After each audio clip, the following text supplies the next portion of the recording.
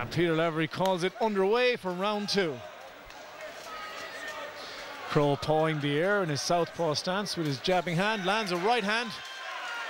Kennedy responds with a Superman punch. And Crowe anticipating, works for a takedown. Yeah, you have to be wary when you're shooting for a takedown if your opponent, you know, locks up the neck. That's why you saw Crowe just hold back a little bit on that takedown, because if he'd have slammed Kennedy to the mat, he might have got locked into a tight guillotine. So he used his savvy there and just worked out of it. Probably Kennedy's most effective strike so far has been that knee from the clinch, as he lands another one there on the break. Nice low kick lands from Crowe there. Kennedy struggling to defend the takedown. Instead of looking to wrap the head there and look for a guillotine, he needs to be fighting for underhooks when he's been taken down on the cage. If he wants to stay on his feet, that is. Crowe making incremental progress now as he tries to move into the mount position. Kennedy pressing with his knee to defend, works to half guard. Yeah, the ground game, it's often a game of millimeters. You know, Crowe, unless you're fighting somebody who's not that good, you're not going to be able to just pass straight away. And Kennedy's shown that he's got some defense from the bottom, so he'll make his opponent work for every little advantage. Well, Crowe showing his strength in wrestling and grappling tonight. Kennedy working hard now to get back to his feet and to recover guard. But gives up mount. Crowe moves into top position now. Yep, and you see there he sinks his hips in and spreads his legs back to control Kennedy's legs. That allows him to keep Kennedy pinned to the mat and really drives his hips into the mat to stop him escaping. And especially when you've got a guy the size of Crowe driving his weight into you, there's not all that much chance of getting back to your feet. And Kennedy works to control the arms of Crowe. Crowe finally gets free and starts to land some strikes. Kennedy moving and bucking his hips, trying to make some space. Odd looking strikes, but they seem to be getting through. Peter Lavery's watching this very closely, thinking about stopping the fight possibly. Donkey Kong-esque strikes there for Crowe, and he finishes the fight with him. Constant hammer fist. They found their mark, and Kennedy's still on the mat. Huge win for Crowe. And Kennedy will be disappointed, but not a bad performance. It's just on this occasion, it looks like Crowe was the stronger. Yeah, when you have two really well-matched fighters fighting for a title, you know, anything can happen. I think Crowe's ground acumen was just too much tonight.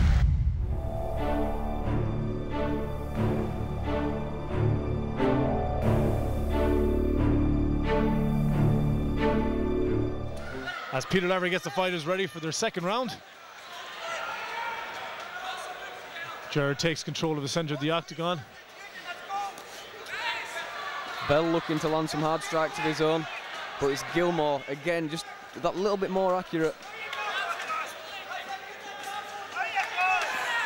That nice, steps in with a jab there as Bell tries to throw the low kick. Yeah. Bell seems to be trying to counter with some kicks here now. Nice uppercut lands in the mix. Very nice uppercut. Superman punch attempt by Carl Bell as he tries to break through the momentum that Jared Gilmore seems to be building in this second round. Mouse above the right eye there of Carl Bell from them exchanges early in round 2. Absolutely, as his eye starts to show the impact that we could hear from in our commentary position. It's that dull thud of the impact that's when you know it's a solid strike. Gilmore looking to use his knees from the clinch. And it looks like Bell seems to be just using the defense to hold him up at times there. Yeah, the safety of the clinch there for Bell. He's not eating big punches when he's stuck in the clinch on the fence. I think he's happy for that. I think big straight right hand drops him. Referee Peter Lavery in to stop the fight. Wow, what a right hand there from Jared Gilmore. What a finish to that fight. He was wrong about the time, but not about the method, as Jared Gilmore brings home a win by knockout in the second round. For our main event of the evening, we've got Josh Ramage taking on Joe Clark for the ISKA featherweight title. The atmosphere is really ramping up here in Belfast. Over to our man Matt Leonard for the official introductions. Ladies and gentlemen, this is the main event of the evening. This match is for the ISKA Featherweight British Pro title. Before I introduce the fighters, ladies and gentlemen, are you with me? I said, are you with me? Our judges at ringside for this matchup is Aidan Martin, Peter Wilson and Darren McCauley. Once the cage door closes, the man in charge of the action is Peter Lavery. And now, it gives me great pleasure to introduce the fighter standing to my right. He stands 6 feet tall and he weighed in at 66.4 kilos. Fighting out of the Fight Factory by way of Gloucester, he holds an MMA record of 6-4. Ladies and gentlemen, please welcome Josh Damage Ramage!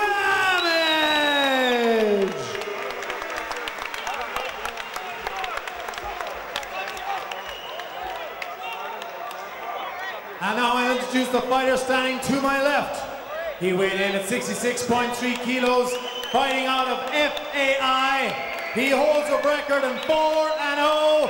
Ladies and gentlemen, Joe Kid Chaos Clark!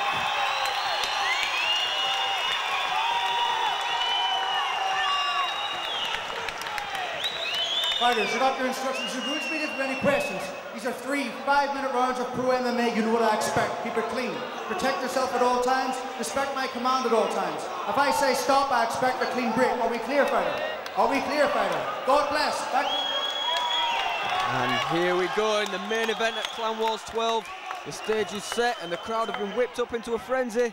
We have Josh Ramage taking on Joe Clark for the ISKA British Featherweight Pro title. This is a matchup everybody's been waiting for. The Ulster Hall in Belfast is packed to the rafters. 2 great fighters coming together for this main event. Absolutely. Every time you put someone new in front of Joe Kid Chaos Clark, he rises to the occasion with a tremendous left head kick there. Managed to clip Ramage with a shot after. What a throw! Clark is wasting no time at all in imposing his will. Well, they go straight to work here now on the ground with Joe Clark on top. Regarded as somewhat of a prodigy in Northern Irish MMA circles, Mark. Yeah, you can't talk to anyone in Northern Ireland, or indeed in the South, without hearing the name Joe Clark if you're into MMA. He picks up everything so fast. He's undefeated at 4-0, and every time he fights, I say this is his biggest test yet, and he defeats them and makes it look easy. And I'm going to risk saying it one more time, Jay. This could be his biggest test yet. Yeah. In the guise of Josh Ramage. Ramage doing a good job of tying up the wrists of Clark, stop him getting off any effective strikes. He's 10 fights into his pro career, Ramage, 6 wins and 4 losses. A very experienced guy, and he's taken on some tough competition. Absolutely. I mean, if you look at his fight record, it's a list of who's who in UK MMA. Any of his losses were long and hard on their opponents, and he has a lot of wins over top flight guys as well. Yep, both of these guys are known finishers. A little UK MMA Rain Man fact of the day for you. Out of their 10 wins between them, 9 have come in the first round. So, you know, we can expect both guys looking for a finish non-stop. This is what I love about you, Jay. You expand my mind in so many ways.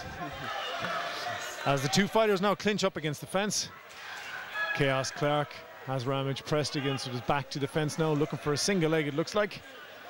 He's looking to sweep it out and take it to the ground, which he does.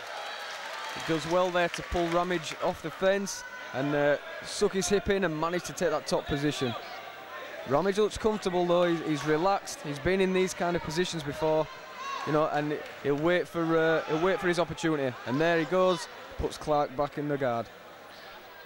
Yeah, both fighters extremely calm, as you'd expect from guys with their talent. Ramage looking to create an amble there from guard on the bottom.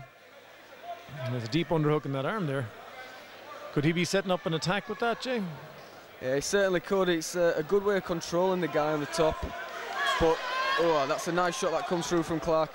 Yeah, any sort of control you can get over the guy on top, you know, it limits his attacks, and obviously can set up submissions from his back there. And Ramage is more than capable of submitting somebody off his back.